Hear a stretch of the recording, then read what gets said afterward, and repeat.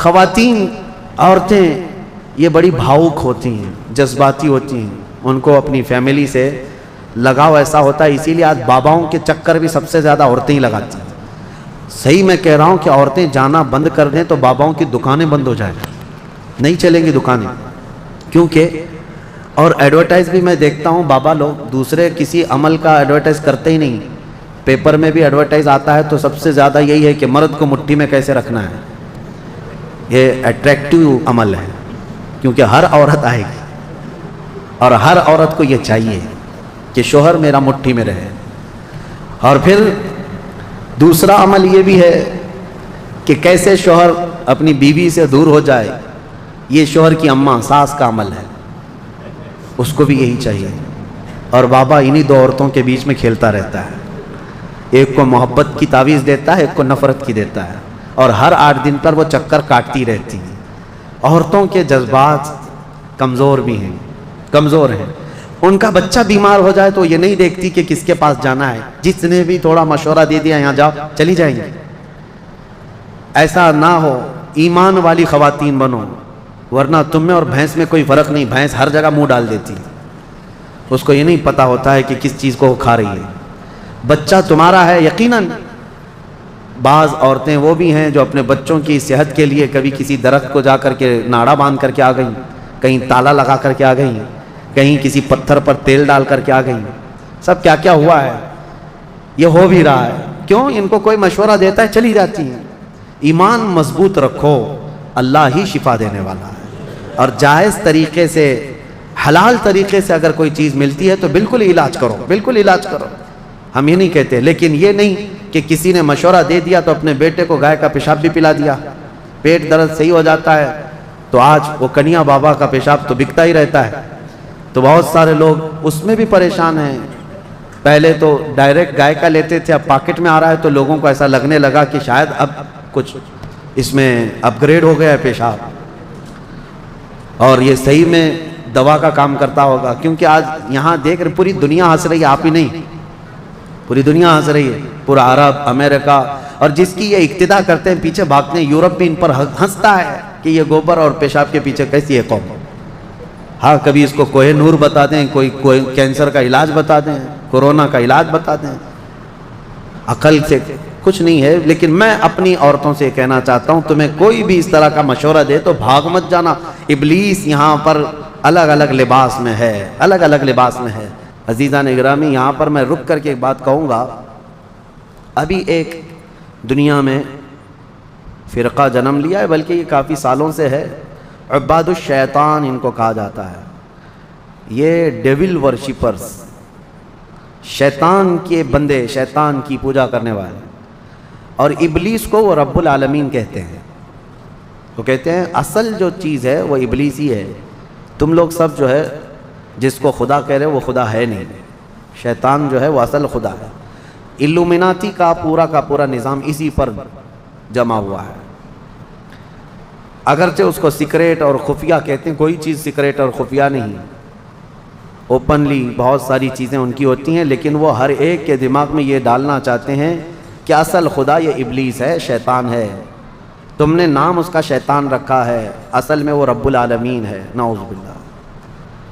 اگر ان لوگوں سے پوچھیں جو الومناتی کا عقیدہ رکھتے ہیں یا ان کی ہاں میں ہاں بھرتے ہیں، یا پھر ان کے آگے پیچھے بھاگتے ہیں دولت کو دیکھ کر کے، وہ کہتے ہیں ہم کو دنیا میں جو چاہیے وہ سب ہمیں ابلیس دے دیتا ہے، تو خدا تو یہی ہے، وہ ہمارے ساتھ ساتھ ہے، ہر گھڑی ہے۔ دیکھو تمہاری حدیثوں میں لکھا ہوا ہے کہ تمہارے خون کے ساتھ دوڑتا ہے شیطان، تو خدا تو وہی ہے جو اپنے ہر بندے کے ساتھ ہوتا ہے۔ بڑے عجیب و غریب دلائل ان کے پاس ہے شیطان کے متعلق۔ اللہ تبارک و تعالی حفاظت فرمائے۔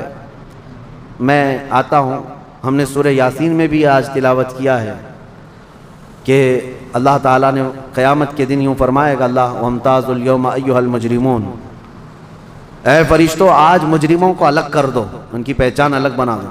أَلَمْ أَعْهَدْ إِلَيْكُمْ يَا بَنِي آدَمَ أَلَّا تَعْبُدُوا الشَّيْطَانَ، اے آدم کی اولاد کیا میں نے تم سے عہد نہیں لیا تھا کہ تم شیطان کی عبادت نہیں کرو گے؟ وَأَنِ اعْبُدُونِي، اور میری عبادت کرو گے، هَذَا صِرَاطٌ مستقیم، یہ سیدھا راستہ ہے۔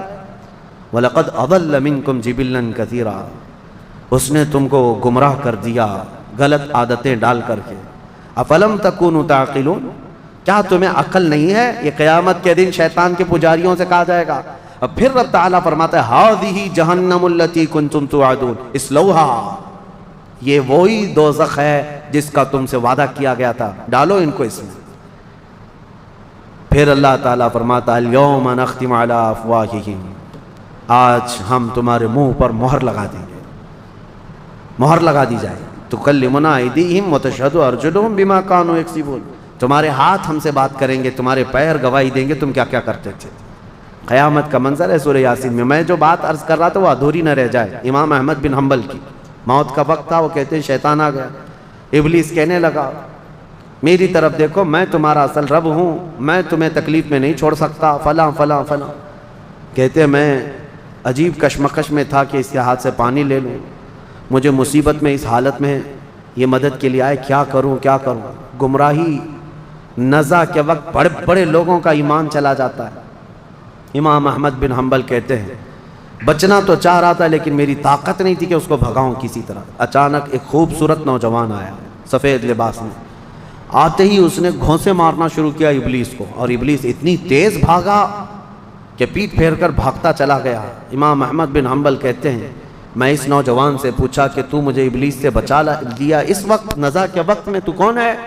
اس نوجوان نے کہا میں سورہ یاسین ہوں جس کی تم روزانہ تلاوت کرتے ہو، تم روزانہ جو مجھ کو تلاوت کرتے ہو میں وہ سورہ یاسین ہوں. نزع کے وقت سورہ یاسین ایمان کی حفاظت کرے گا، یہاں تک کہ قیامت کے دن اپنے پڑھنے والے کی یہ سفارش کرے گا اللہ کی بارگاہ میں کہ اللہ یہ مجھے تلاوت کرتا تھا، اس کی بخشش فرما دو. اور ایک حدیث یہ بھی ہے جس نے صبح کے وقت دن کے شروع کے وقت میں سورہ یاسین پڑھ لیا، حضور صلی اللہ علیہ وسلم فرماتے ہیں اللہ تعالیٰ اس کو دنیاوی بلاؤں سے آفتوں سے محفوظ فرما دے، وہ دن اس کا محفوظ ہو گیا. عادت یہ ڈالو فجر کے بعد سورہ یاسین شریف کی تلاوت ہو جائے. سورہ یاسین میں بہت اہم پیغامات ہیں.